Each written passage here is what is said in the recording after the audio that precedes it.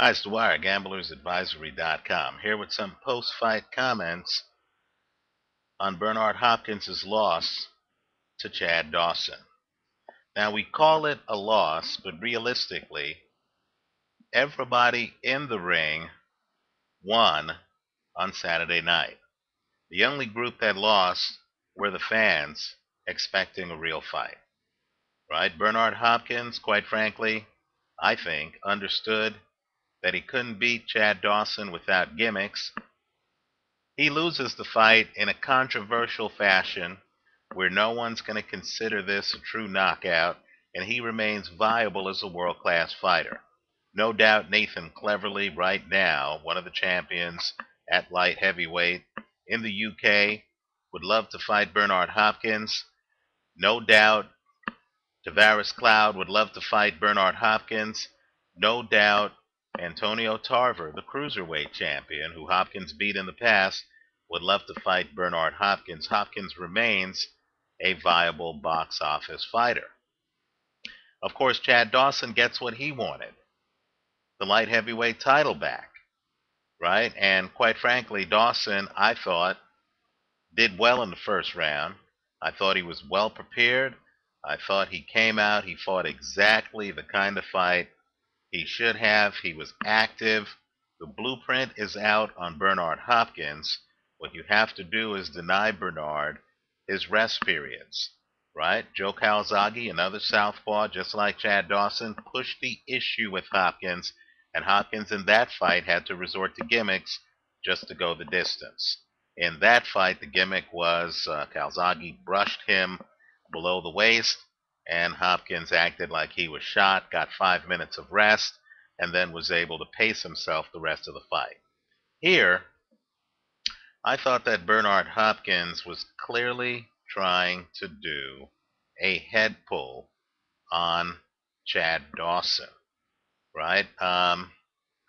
It's outside the rules, but boxers in championship fight after championship fight try to wear out their opponent in part by putting their elbow on the back of the opponent's neck, right? You'll see it often. In fact, in the Floyd Mayweather-Shane Mosley fight, Mosley actually claimed that what drained him in the fight wasn't a punch.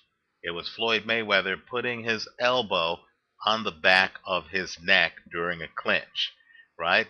You saw Vladimir Klitschko try to do this to David Haye when they fought, and to prevent it from happening, David Haye then flopped to the canvas, right? This is the gamesmanship. This is part of the strategy that takes place in championship fights, right? Fighters are hoping to find a way to lean on you to try to put pressure on the back of your neck or your neck area so that you're tired later in a fight and they're able to then keep up. They're able to offset your energy and your youth. Now here, if you look at what happened in the second round, it's clear that Chad Dawson misses a punch, then Bernard Hopkins practically leaps on his back, right? And Hopkins literally with his right hand, take a look at it, his right hand is trying to put his elbow, his forearm on Chad Dawson's neck. That's clear. But Hopkins got outthought because Chad Dawson did exactly what he was supposed to do. He didn't push Hopkins off of him because then we would have seen some acting and we would have heard that there was a foul and this would have been a no contest. And Hopkins would then be able to say to HBO, I've satisfied the contractual requirement that I fight Chad Dawson. Right? Instead, what Dawson did was Dawson nudged Hopkins off of him. Right? It's brilliant because he never pushes Hopkins. He just nudges him off of him with his shoulder. And Hopkins falls awkwardly. I'm sure he fell on his shoulder.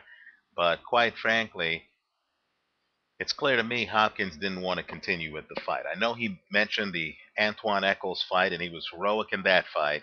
But when the referee says to him, can you continue? Any answer other than yes, I can, is going to be interpreted as no, I cannot. And Hopkins, in my opinion, this is just my opinion, not a statement of fact. Hopkins, I thought at that point, was looking for a way out. Hopkins supposedly told the referee with one arm, the inference being, I'm badly hurt and I can't use my other arm.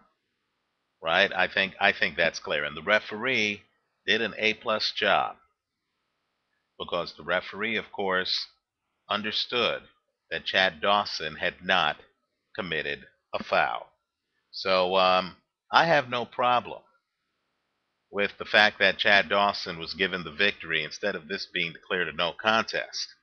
But what I do have a problem with, quite frankly, is the fact that these fighters expect members of the boxing public like me to shell out $60 to watch them pull stunts like this.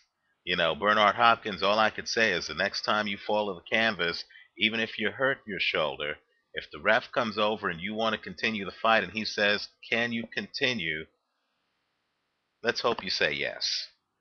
Okay? I mean, because if the answer is no, I don't want to waste my time then reading quotes that this is what they have to do to get me out of the game. And Chad Dawson's a dirty fighter when we all know you tried to jump on the back of Chad Dawson's neck. Right? There's a reason why Bernard Hopkins is so far up on Chad Dawson's back, especially when Chad Dawson's motion is actually moving away from Bernard Hopkins. Hopkins is on Dawson's back by choice, not accident, right? He's literally trying to put his weight on the back of Chad Dawson's neck to slow Chad Dawson down, right? That move isn't a proper move, even though it's industry standard. So the better man won the fight. I thought Dawson looked dominant in the first round, and I'm looking forward to Dawson against Jean Pascal. I take it neither guy wants to fight each other. I think Dawson knows he beats Bernard Hopkins 7 days out of 7. I think Bernard Hopkins understands that if he fights Chad Dawson, he might look like a 46-year-old man. So what we have is a bit of play acting, in my opinion, and desperate measures as early as the second round in terms of trying to put, weight on the back of an opponent's neck. Let me know what you think. I'd love to hear from someone who feels that Bernard Hopkins was robbed or that Chad Dawson acted dirty. I'd like to know what Chad Dawson was supposed to do when Bernard Hopkins practically jumps on his back. Let me know. Let's all pay attention to the comment section of this video. Thanks for watching.